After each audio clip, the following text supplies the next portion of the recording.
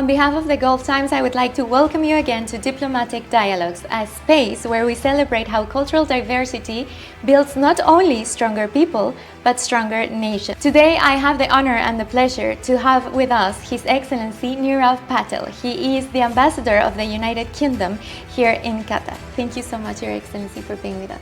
Thank you so much. So let's start with your life here in Qatar. You have been posted here for almost a year now.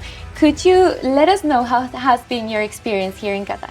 It's been such an amazing year. My family and I moved here in January 2024, and it feels like we've blinked and the year has gone by. What we've really loved is the quality of life here. You know, the schools, the infrastructure, the culture, the sports. There's always something to do here in Doha, and we're very, very happy. Something that some people might not know is that you are fluent in Arabic. So could you let us know how has been your journey with the language itself? Yeah, I think I'm still a student. I'm still on that sort of journey, and I think I will be for the rest of my life. I started learning Arabic in Alexandria in Egypt, where the dialogue is very different. And so now what I'm trying to do is to readjust my ear and my tongue to the Gulfi, to the Qatari dialect. But I think it's such a great way to understand properly a culture and a history and the nation of any country that you're in. So it's important not just for communication but for proper understanding. Right. Going into the diplomatic sector, the UK embassy and Qatar have a very special relationship between the two countries. How do you describe the current state of the diplomatic relationships between UK and Qatar? It's at a real high point. In December, we had this amazing historic moment where His Highness the Emir Sheikh Tamim bin Hamad Al Thani went on a state visit to the United Kingdom, invited by His Majesty the King, King Charles III. And that was the first state visit for His Highness and the first state visit from His Majesty for any Gulf leader. And it just renewed the marriage bond between our countries for another generation. We signed a cooperation agreement, an announcement of our collaboration across every file, and I think that's the most ambitious agreement that any in the history between our two countries. So it's at a real high point, and we want it to go even further. How many people from the UK live here, and do you see this number growing in the next few years? Yes, it's around 20 to 25,000 Brits are in Qatar at any given time. The vast majority are here for work in different sectors, and there's a growing number of tourists here as well. In fact, last year more Brits visited Qatar than even during the World Cup year. So I think in both senses I'm expecting numbers to increase, both tourists and Brits coming here to work, particularly as Qatar's economy evolves and becomes more diversified. I'm hoping to see more and more high-skilled Brits coming here to work and to establish their families. Amazing. So now speaking about cultural diplomacy, and one of the most important sectors that we have here is education. A lot of Qatari students choose the UK to continue their studies.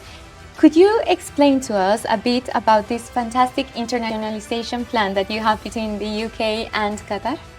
Yeah, I mean, it's one of the real crown jewels in the relationship. The UK is the most popular education destination for Qataris for higher education. I think that's partly because the quality of British education is so high. We are genuinely a world superpower when it comes to high quality sort of universities, further education.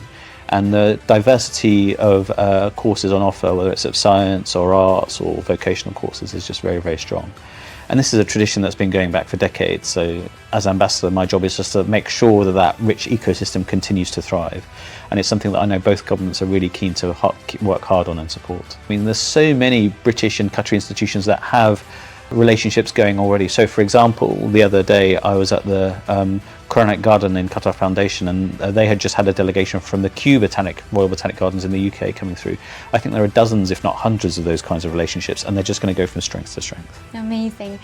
Speaking about digital diplomacy, you know, recently Qatar just hosted its second edition of the Web Summit. Given the importance of digitalization and social media in diplomacy, what is your opinion on that? How do you see the importance of digital diplomacy?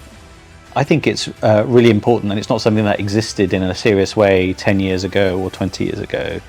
I think digital diplomacy and social media are important complements to traditional ways of doing diplomacy. As an ambassador, I still focus my efforts on establishing meaningful relationships from government to government and ministry to ministry. But I think you also have to spend much more time thinking about how you're communicating to wider constituencies, whether it's public, whether it's students, whether it's communities. And social media is such a great way of reaching those communities. True. tourism, and you mentioned you have one of the most touristic countries in the world. Still, we would like to know how is the UK in the eyes of His Excellency Mr. Patel. What is the place that we cannot miss in the UK according to your personal point? I don't want to get in trouble for picking just one. Personally, I love going to the Scottish Highlands because it's just so different to what you would normally expect. But there's such a diversity and a richness in what is a relatively small geographical space. I think it's worth saying that of the, there are roughly 300,000 Qatari nationals. There are 1.2 million Qatari visitors to the UK every year. So on average, each Qatari national travels to the UK 4 times a year. So there's lots on offer. Amazing. So I would choose the Scottish Highlands to answer your question. Definitely. And now the other way around. When you speak to your friends back in the UK, which are the most visited places from His Excellency Patel? So I love the museums here, particularly the Museum of Islamic Art. But I think the place that I would take most visitors to, including my sort of friends and family, would be for an ice cream at the old Doha port. So I think it's really nice. Amazing. Now, going into your personal life, every ambassador has a special story. What is the story of His Excellency Patel here as an ambassador? How was your professional journey to become an ambassador? Yeah, I never really sort of set myself a goal of becoming an ambassador. I went to university, I studied politics and economics and philosophy, and I was always very interested in international relations. But I've always been driven by public service. So for my career, I've worked in 10 Downing Street for the last 20 years, and I've had diplomatic postings in Afghanistan and across the Middle East. I suppose my advice for young people would be just to be really serious. If you do want a life in diplomacy or in international relations, be serious about it. Invest in yourself, invest in your language skills, read history, read about the politics, read about the economics, and back yourself. So we're almost finished. We will have a session of rapid fire questions. So I will ask you a question and you can tell me the first thing that comes to your mind. Please. Got it. Favorite place to spend an afternoon in Qatar? Qatar Hills. Favorite place to spend an afternoon in the UK? British Museum. Favorite Qatari dish? Mashbous. Favorite UK dish? Fish and chips. Now, the Gulf Times newspaper, do you prefer the printed version or you read the digital version? Online, always online. And karak or gahwa? Vimto, can I say Vimto? Okay, karak, okay. So for the closing question, what would be the advice you would give to the young people that admire you and aspire to follow a path like yours?